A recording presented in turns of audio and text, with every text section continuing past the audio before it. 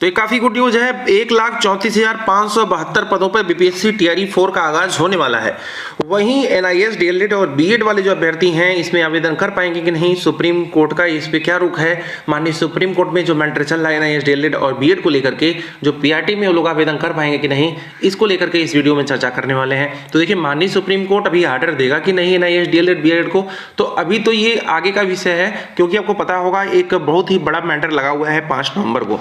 5 नवंबर को NIS DElEd का matter जो है माननीय सुप्रीम कोर्ट में लंबित है। इस दिन एक बड़ा फैसला होगा कि बीपीएससी टीआरई 4 में एनआईएस डीएलएड के अभ्यर्थी आवेदन कर पाएंगे कि नहीं। वहीं बीएड वाले भी लगे हुए हैं कि उन्हें भी पीआरटी में मौका दिया जाए, और माननीय सुप्रीम कोर्ट में ये मामला जो है बहुत लंबे समय से लंबित चला आ रहा है।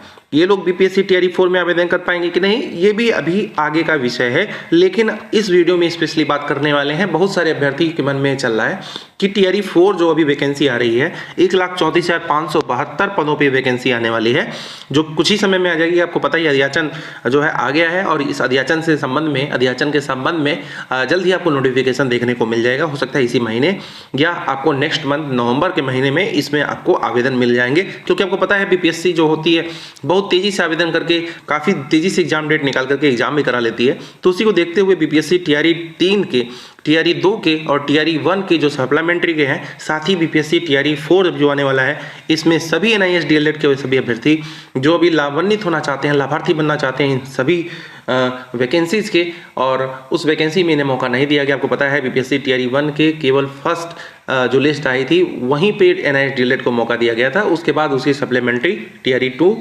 3 और आने वाले अभी 4 में कहीं भी एनआईएस डीएलएड को मौका नहीं दिया गया। उसी को देखते हुए माननीय सुप्रीम कोर्ट में दरवाजा खटखटाया गया था।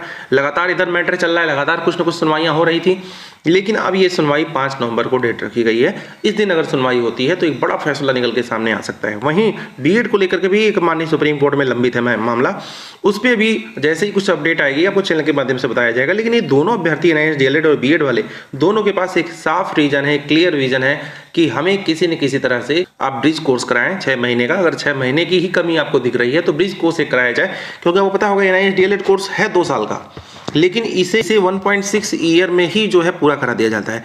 बाकी जो 6 महीने बचे उसे जो है ब्रिज कोर्स कराया जाना चाहिए। साथ ही एनआईएस डीएलएड के अभ्यर्थियों का कहना है कि हमने जो एनआईएस डीएलएड के अभ्यर्थी हैं कहीं ना कहीं पहले से ही पढ़ा रहे थे, जो कि मैक्सिमम जो है 6 महीने से ऊपर के ही जो टीचर थे उनकी जो योग्यता थी, 6 महीने से ज़्यादा एक्सपीरियंस हो गया था विद्यालय में पढ़ाने का। किसी किसी को तो काफ़ी सारे वर्ष हो गए थे। उसके बाद ही इन्होंने कोर्स में एडमिशन उसी के दौरान लिया था, और उनके जो 1.5 साल इधर पूरे हुए 1.6 ईयर और 6 मंथ जो है इन्होंने जो पहले से ही पढ़ा रखा था उसको देखते हुए इनका जो है पूरा हो जाना चाहिए कोर्स का ड्यूरेशन। लेकिन एनआईएस डीएलएड ने 1.6 ईयर में ही इस कोर्स को पूरा करा करके एक सरदर्द बना दिया एनआईएस डीएलएड के अभ्यर्थियों के लिए, और आज जो है एनआईएस डीएलएड अभ्यर्थी इसी कारण इधर उधर भटक रहे हैं। सेम वही कहानी बीएड वालों का है। बीएड वालों के लिए भी यही था। जब 2012 से 2017 तक रोक लगा था कि बीएड जो है पीआरटी में वैलिड नहीं रहेगा, 2012 से 17 तक जो शिक्षक थे और जो छात्र थे उनके अनुपात को पूरा करने के लिए जो है रोक लगाई गई थी। अब मामला जब तब उठा 2018 का, जब सीटेट आया उस समय अभ्यर्थी कोर्ट गए कि 2012 से 17 तक ही रोक था। फिलहाल लास्ट डेट वगैरह भी ओवर हो चुका था। सीटेट का जब फॉर्म आया था 2018 का तो उसमें जो है पीआरटी में बीएड को मौका नहीं दिया गया था। उसके बाद अभ्यर्थी क्या किए, सीटेट के 18 वाली जो नोटिफिकेशन आया था उसमें उन्होंने सुप्रीम कोर्ट का दरवाजा खटखटाया, और उस समय माननीय सुप्रीम कोर्ट की तरफ से आदेश जारी कर दिया गया, और एनसीटी द्वारा भी एक निर्देश जारी किया गया था कि 12 से 17 तक रोक था बीएड को पीआरटी से, अभी जो रोक हटा लिया जाता है। उसके बाद से क्या हुआ, सीटेट पीआरटी में बीएड को मौका दिया गया, और तब से बीएड जो है चला आ रहा था। लेकिन अभी हाल ही में जो माननीय सुप्रीम कोर्ट का आदेश आया है अगस्त 2023 के महीने में कि सीटेट या पीआरटी की किसी भी वैकेंसी में बीएड को मौका नहीं दिया जाएगा। साथ साथ एनआईएस डीएलएड वालों को भी उसमें लपेट लिया गया। अब एनआईएस डीएलएड और बीएड दोनों जो है दर दर भटक रहे हैं और जगह जगह अपनी जो है मांग जारी रख रहे हैं। तो फिलहाल अभी आगे देखना दिलचस्प होगा और वेट रहेगा उन सभी अभ्यर्थियों के लिए जो एनआईएस डीएलएड के हैं 5 नवंबर को, और बीएड के अभ्यर्थियों का भी जैसे ही कुछ बड़ा डेट एक निकल के आएगा, बड़ा मैटर्स निकल के सामने आएगा कि माननीय सुप्रीम कोर्ट के द्वारा इन लोगों को आदेश दे दिया जाता है कि नहीं।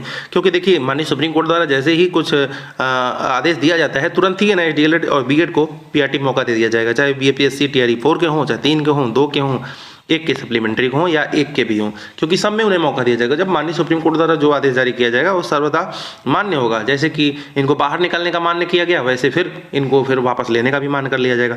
तो अभी आगे वेट रहेगा अभ्यर्थी क्या करते हैं और अभ्यर्थियों द्वारा किस तरह से बात जो है माननीय सुप्रीम कोर्ट के सामने रखी जाती है, माननीय सुप्रीम कोर्ट उस पर क्या फैसला लेती है। क्योंकि आपको पता ही होगा कि जो माननीय सुप्रीम कोर्ट के सीजेआई थे उनका जो है रिटायरमेंट आ चुका है, रिटायर हो गए हैं। अब ये जो मैटर नेक्स्ट लगने वाला है, जो नेक्स्ट मैटर सीजेआई बेंच में लगेगा, तुरंत ही इस पर कुछ ना कुछ हो सकता है। इस मामले को नए की तरह सुना जाए और इस पर कुछ नया डिसीजन जो है लिया जा सकता है।